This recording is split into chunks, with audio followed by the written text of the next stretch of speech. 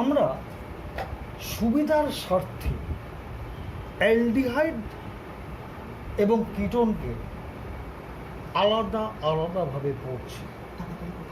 তোমরা যদি চাও একসাথে আমি করতে পারি, কিন্তু আমার মনে হয় আলাদা আলাদা করাটাই বুদ্ধিমানের কাজ। Now let us see preparation of aldehyde.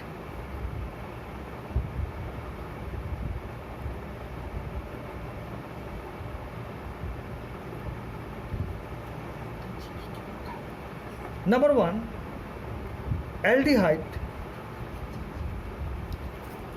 from alcohol. Aldehyde from alcohol. আমরা জানি অ্যালকোহল এর গঠন অনুযায়ী অ্যালকোহল 3 রকম হয়। একটাকে বলা হয় প্রাইমারি অ্যালকোহল, যার সাধারণ সংকেত RCH2OH। আরেকটাকে বলা হয় সেকেন্ডারি অ্যালকোহল, যার সাধারণ সংকেত RCHOH। আর আরেকটাকে বলা হয় tertiary alcohol, this.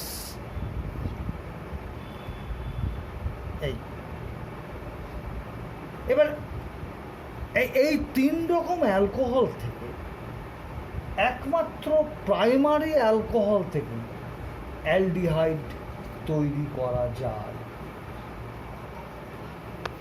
Primary alcohol থেকে যদি অ্যালডিহাইড তৈরি করতে হয়, কী করতে হবে না, প্রথমে আগে অ্যালকোহলটাকে অবশ্যই প্রাইমারি নিতে হবে। প্রাইমারি অ্যালকোহল কীভাবে চিনব না, অ্যালকোহলটার গঠনে এই CH2OH এই গ্রুপিংটা থাকবে।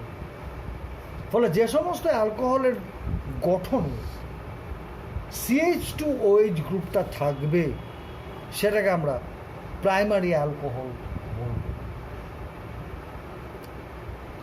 তাহলে প্রাইমারি অ্যালকোহল হচ্ছে দিস।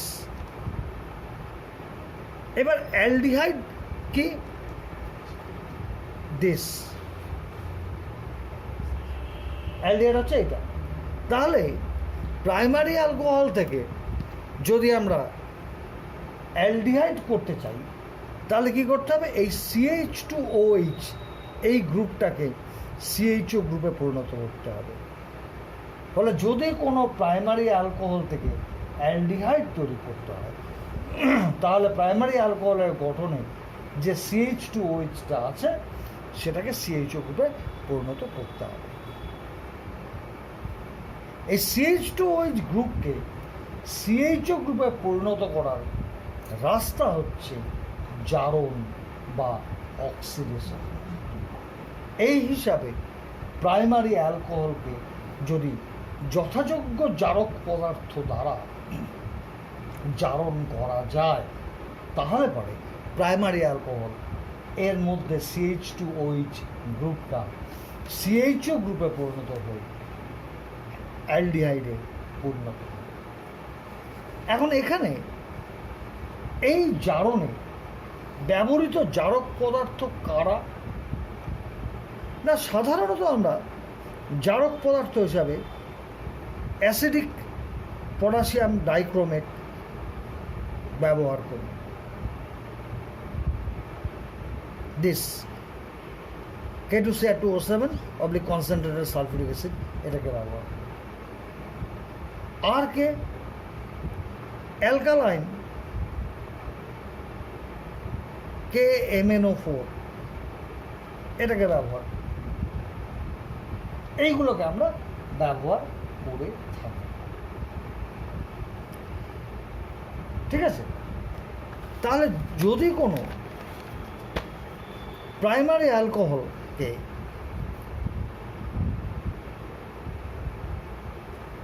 যথাযোগ্য জারক পদার্থটি কোনটা দেওয়া যাবে, দেওয়া যাক K2Cr2O7 concentrated sulphuric acid.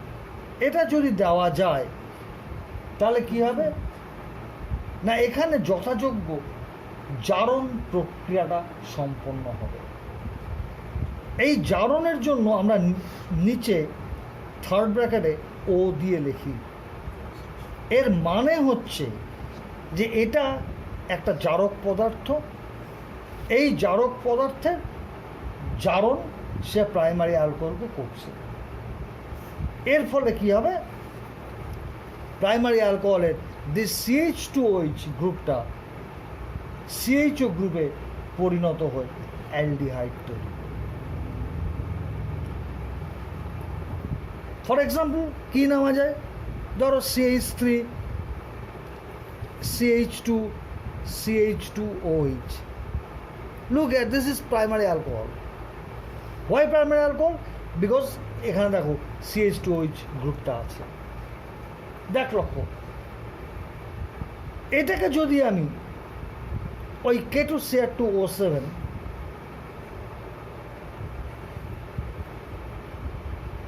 Concentrated sulphuric acid দিই, তাহলে এই প্রাইমারি অ্যালকোহলটার জারণ ক্রিয়া সম্পন্ন হবে এবং অ্যালডিহাইড তৈরি করবে। কি হবে না, এইটুকু, এই যে প্রাইমারি অ্যালকোহলটা এইটুকু জারিত হয়ে CHO হয়ে অ্যালডিহাইড তৈরি করবে। লুক হিয়ার, এইখানে খেয়াল রাখতে হবে যে এই জাতীয় জারণ ক্রিয়াটার সময় এই যে আর্টটা, এই আর্টটা অবশ্যই স্যাচুরেটেড হওয়া দরকার।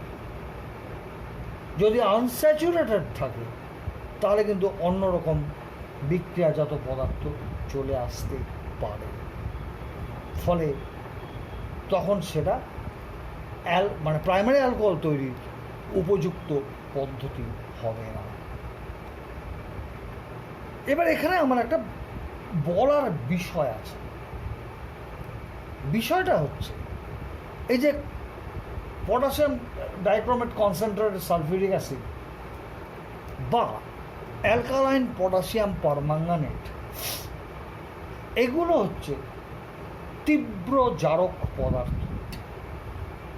এগুলো হচ্ছে তীব্র জারক পদার্থ। ফলে উৎপন্ন অ্যালডিহাইড পুনরায় জারিত হয়ে, এই জারক পদার্থগুলো দ্বারা জারিত হয়ে কার্বক্সিলিক অ্যাসিড তৈরি করে দিতে পারে। কেন?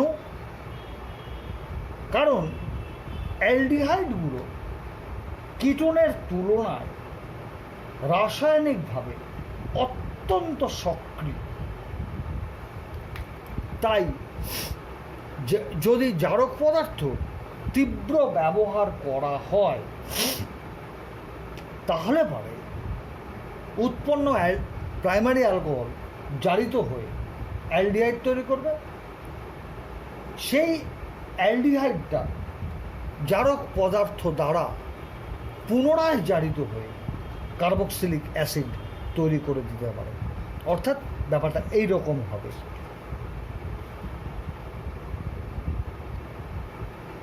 এইরকম হয়ে যাবে। তাহলে আমরা অ্যালডিহাইডটা পরিমাণ মতো বা স্বাচ্ছন্দ্য মতো পাবো না। এই কারণে যে সমস্ত অ্যালডিহাইডগুলো গলনাঙ্ক, যে সমস্ত অ্যালডিহাইডগুলো স্ফুটনাঙ্ক কম বা যে সমস্ত অ্যালডিহাইডগুলো উদ্বায়ী, সেই অ্যালডিহাইডগুলো তৈরির ক্ষেত্রে এই জাতীয় জারক পদার্থগুলো ব্যবহার করা যেতে পারে, কোনো অসুবিধা কিছু নেই। কেন? বিকজ এই জাতীয় জারণে যে অ্যালডিহাইডটা তৈরি হবে তার স্ফুটনাঙ্ক কম হওয়ার জন্য বা এই বেশি পরিমাণে উদ্বায়ী হওয়ার জন্য এরা তৈরি হয়ে গ্যাসীয় অবস্থায় বিক্রিয়া পাত্র থেকে বেরিয়ে চলে আসবে, অর্থাৎ জারক পদার্থ থেকে বিচ্ছিন্ন হয়ে যাবে। ফলে যে সমস্ত অ্যালডিহাইডগুলোর স্ফুটনাঙ্ক কম,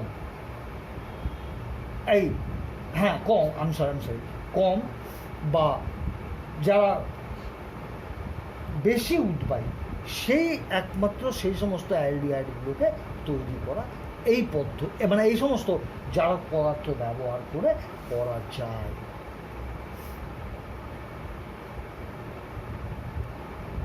আরও একটা জিনিস সেটা হচ্ছে যে এখানে যে আর্টটা রয়েছে সেই আর্টটা সম্পৃক্ত হতে হবে, এই শর্তগুলো আছে।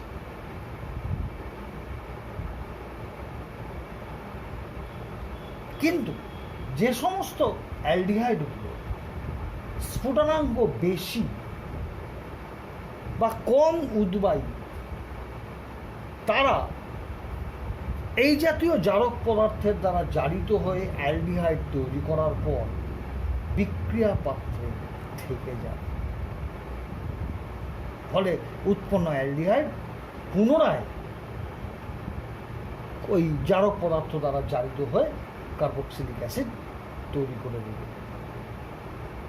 সুতরাং আমাদের যে টার্গেটটা ছিল যে শুধুমাত্র অ্যালডিহাইড তৈরি করা, সেটা আমরা সন্তোষজনকভাবে পাব না। এই জন্য আমরা প্রাইমারি অ্যালকোহলের জারণে অ্যালডিহাইড তৈরির সময় কিছু সিলেক্টিভ জারক পদার্থ ব্যবহার করি। এই সিলেক্টিভ জারক পদার্থগুলোর বৈশিষ্ট্য হচ্ছে যে এরা প্রাইমারি অ্যালকোহলকে জারিত করে অ্যালডিহাইড তৈরি করবে, অর্থাৎ প্রাইমারি অ্যালকোহলের CH2OH গ্রুপটাকে CHO গ্রুপে পরিণত করবে। কিন্তু উৎপন্ন অ্যালডিহাইড পুনরায় জারিত হয়ে কার্বক্সিলিক অ্যাসিড তৈরি করতে পারবে না। এই জাতীয় জারক পদার্থগুলো কে? Number 1, Collins reagent.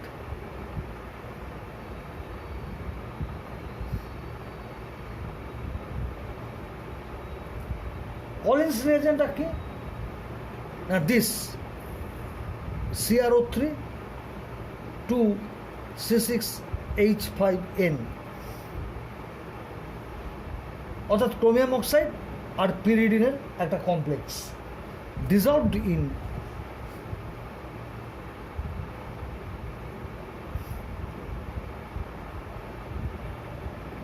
Methylene chloride. এই যৌগটাকে বলছি আমরা কলিন্স রিয়েজেন্ট।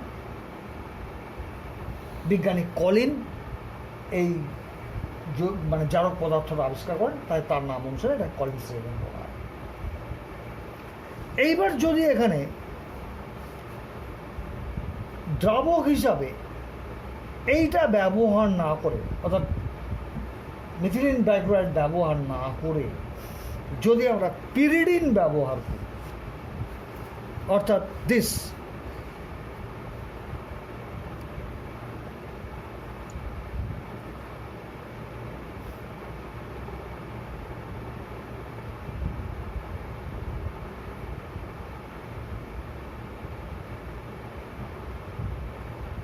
এইটা যদি ব্যবহার করি, তখন এটাকে বলবো